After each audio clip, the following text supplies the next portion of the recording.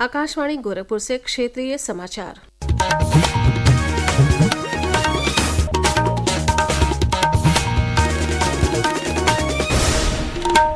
नमस्कार। समाचार बुलेटिन के साथ मैं सोनी निगम।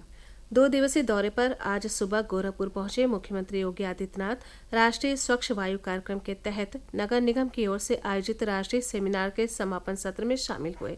इस अवसर पर उन्होंने कहा कि कार्बन उत्सर्जन को न्यूनतम स्तर पर लाने और पर्यावरण संरक्षण के लिए प्रौद्योगिकी और जन जागरूकता के समन्वय से ही अच्छे परिणाम आएंगे। उन्होंने कहा कि कार्बन उत्सर्जन कम करने के लिए सरकार नवीकरणीय ऊर्जा पर जोर दे रही है। इसी क्रम में अयोध्या को पहली सोलर सिटी के रूप में विकसित करने के साथ ही प्रदेश सरकार सभी 17 नगर निगमों को सोलर सिटी बनाएगी।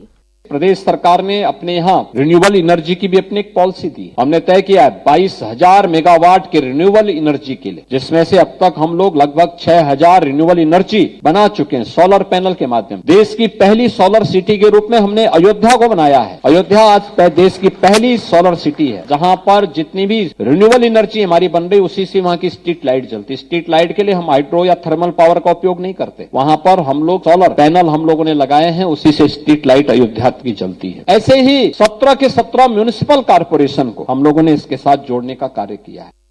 मुख्यमंत्री ने पर्यावरण संरक्षण के लिए पौधरोपण अभियान की सफलता का भी उल्लेख किया। प्रदेश में हम लोगों ने वृक्षारोपण के कार्यक्रम को भी बड़े पैमाने पर आगे बढ़ाया है और मुझे बताते हुए प्रसन्नता है कि अकेले उत्तर प्रदेश ने पिछले 8 वर्ष के अंदर 210 करोड़ वृक्षारोपण के कार्यक्रम को सफलतापूर्वक क्रियान्वित किया है। श्री योगी ने घर के आसपास पेड़ पौधे लगाने की अपील करते हुए कहा कि पेड़ पौधों से ही घर की रौनक होती है। प्रकृति की गोद में ही रहकर हम आध्यात्मिक अंतःकरण को जी सकते हैं। उत्तर प्रदेश पुलिस सिपाही भर्ती परीक्षा का फाइनल परिणाम आज घोषित कर दिया गया। परीक्षा में सफल होने वाले 60,244 अभ्यर्थियों को मुख्यमंत्री योगी आदित्यनाथ ने शुभकामनाएं दी हैं। उन्होंने अपने सोशल मीडिया प्लेटफॉर्म एक्स पर लिखा है कि ये अत्यंत हर्ष का विषय है कि चयन प्रक्रिया के माध्यम से 12,048 बेटियां यूपी पुलिस का हिस्सा बनने जा रही हैं। उन्होंने बताया कि निष्पक्ष एवं पारदर्शी प्रक्रिया के माध्यम से हुई इस चयन परीक्षा में सामान्य वर्ग के 12,937 अभ्यर्थी, अन्य पिछड़ा वर्ग के 16,264 पदों के सापेक्ष 32,052 अभ्यर्थी, अनुसूचित जाति के 12,650 पदों के सापेक्ष 14,026 अभ्यर्थी और अनुसूचित जनजाति के 1,204 पदों के सापेक्ष 1,229 अभ्यर्थी सफल हुए हैं। प्रदेश भर में होली का त्योहार कल हर्षोल्लास के साथ मनाया जाएगा। बाजारों में खूब रौनक है। रंग, पिचकारी और खाने पीने के सामान की दुकानों पर भारी भीड़ दिख रही है। चारों तरफ उत्साह का वातावरण बना हुआ है। मथुरा के वृंदावन बांके बिहारी मंदिर में आज भी बड़ी संख्या में श्रद्धालुओं ने रंग, गुलाल और फूलों से होली खेली। वहीं होली के अवसर पर शांति व्यवस्था बनाए रखने के लिए सुरक्षा के पुख्ता इंतजाम किए गए हैं। सभी जिलों में अतिरिक्त सतर्कता बरती जा रही है।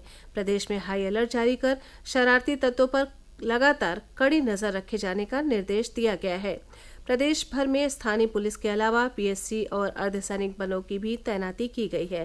प्रदेश भर में आज रात होलिका जलाई जाएगी। इस अवसर पर गोरखपुर के पांडेहाता से निकलने वाली पारंपरिक शोभा यात्रा में मुख्यमंत्री योगी आदित्यनाथ भी शामिल हुए। यूपी बोर्ड की परीक्षाएं कल पूरी पारदर्शिता और नकल विहीन माहौल में संपन्न हो गई। प्रदेश सरकार द्वारा परीक्षा प्रणाली में सुधार और नकल रोकने के लिए जो प्रयास किए गए वे सफल होते दिख रहे हैं। परीक्षा के दौरान नकल के मामले में बड़ी कमी दर्ज की गई है। 2020 में 760 अभ्यर्थी नकल करते पकड़े गए थे, जबकि 2022 में ये संख्या घटकर 190 हो गई। 2023 में ये केवल 127 और 2024 में मात्र 48 विद्यार्थी नकल करते पकड़े गए। 2025 में ये संख्या सिमटकर 30 हो गई है। प्रदेश सरकार ने धान खरीद में अपना पिछले वर्ष का रिकॉर्ड तोड़ दिया है। पिछले वर्ष की तुलना में इस वर्ष 3,90,000 मीट्रिक टन अधिक धान की खरीद हुई है।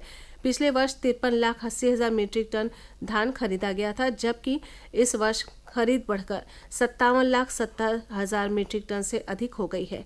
प्रदेश सरकार ने 99% से अधिक किसानों का भुगतान भी कर दिया है। इसी के साथ ये समाचार बुलेटिन समाप्त हुआ। नमस्कार।